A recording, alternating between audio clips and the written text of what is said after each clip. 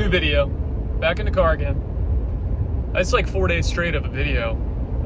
No editing, no updated cover photos, no catchy thumbnail photos, just a picture of me in my car looking like an absolute goofball.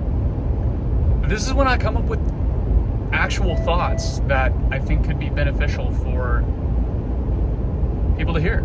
So I've been thinking about this. I've been watching a lot of vendor POVs during my drives because I have long stretches in between some of my offices. I'm in sales, by the way.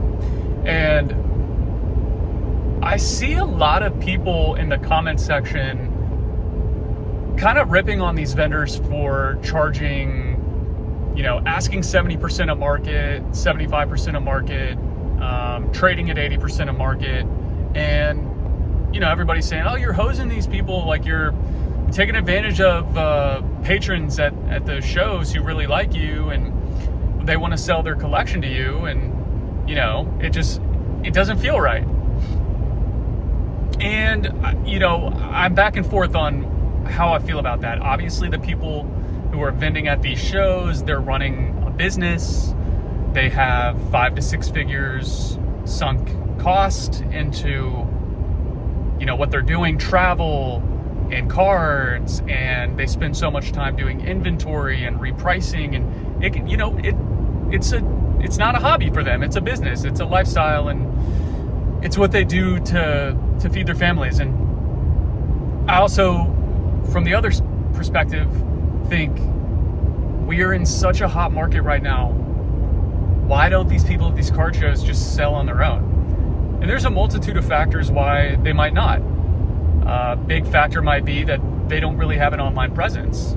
And if they have really expensive cards and they're trying to sell them in a Discord or on a Facebook group or even on eBay, and they have 0 feedback, 0 vouches, 0 sales history, and they're trying to sell a $1,000 card, even a multi-$100 card, no one's really going to want to give them the time of day.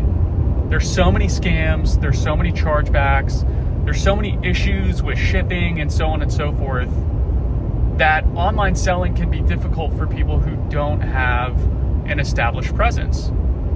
Which is why I set up an eBay page years and years ago and started super small scale.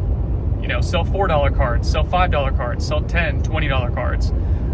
Build a reputation, get a bunch of positive feedback, take good care of your cards, take good care of your clients and your customers. And then when you are established and you have a reputation and you have vouches and you have feedback, making those sales for the bigger items is a piece of cake. It's like selling at a card show. People, they trust you, they see your feedback, they see your history, and it's a seamless process. They'll be willing to purchase your expensive items from you.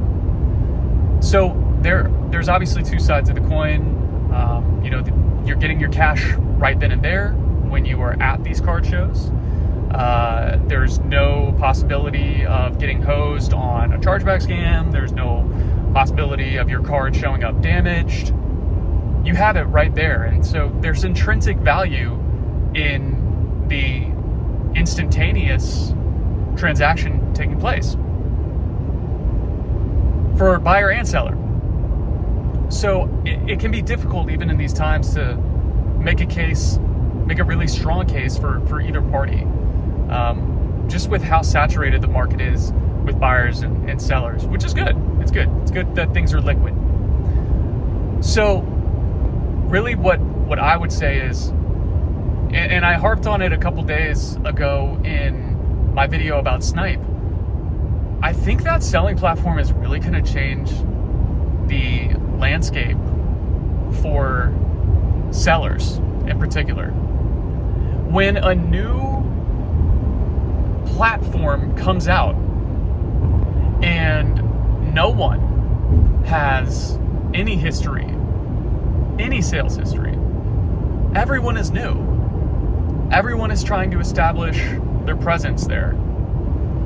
Now, of course, if you have a big name and people know who you are, like if Rick Probstein wasn't opening this and somebody else was, but he was coming onto the platform and people saw, oh, it's Probstein 123 on this platform, they'll know who they are. If DC Sports, who has a huge presence on eBay, was to come over to Snipe, people would know, oh, I know DC Sports. They have tons and tons of history, yada, yada, yada. But for the people who only have 500, 1,000, 2,000 sales on eBay and they're not well known, they're going to be establishing themselves again on Snipe. They'll have a head start because they already have a lot of product, but they won't have a head start in regard to the sales history that they have on that specific platform. So, where I'm going with this, if you are thinking about starting to sell your singles and your sealed and so on and so forth, some of the inventory that you have, maybe you want to take some profits and reinvest it, or you just want to make some money, really consider giving Snipe an opportunity to sell those things for you.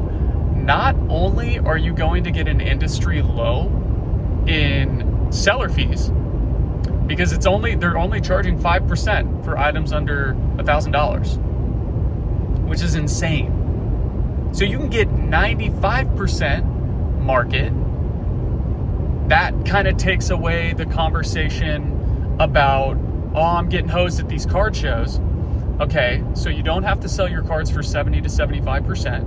You can try for 95%. And because everybody is brand new, you also don't have to worry about, well, I don't have 1,000 sales and 100% positive feedback and this, that, and the other. You can start fresh with everybody else. You can establish yourself, maybe even with more of those expensive items. So come November when Snipe goes live, and it's not SNIPE Snipe, it's SNYPE Snipe if you want to look into it.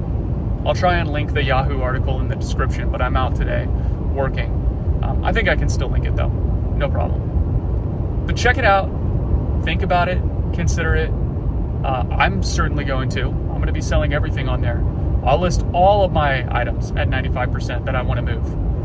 I mean, I'm still happy to move them at my card show that I do every month, but I would highly consider it if you're a seller thinking about, moving some things, or maybe if you're just wanting to move a couple of your collection items and move into other things, that works too. So highly consider it. Snipe going live in November. Market will still be here in November. I don't see things cooling off going into Phantasmal Flame, so don't worry about the time horizon. And really consider what the 95% versus 70% or 75% could do for your bottom line. That's all I gotta say. Let me know in the comments what you guys think. Congratulations to 40-Year-Old Gum for winning the 100 subscriber giveaway. Please reach out. I have not heard from you, buddy. 40-Year-Old Gum, send me a screenshot of your profile. Send me a DM with your shipping information, and let me know what booster bundle you want, Prismatic Evolutions or 151, and I'll get it shipped to you. No problem. No questions asked. Just let me know. Got to confirm it's you. And thank you for all the new subscribers. We are growing. We're over 100. Let's head to 200 and see how quickly we can get there. All right. Love you guys. Peace.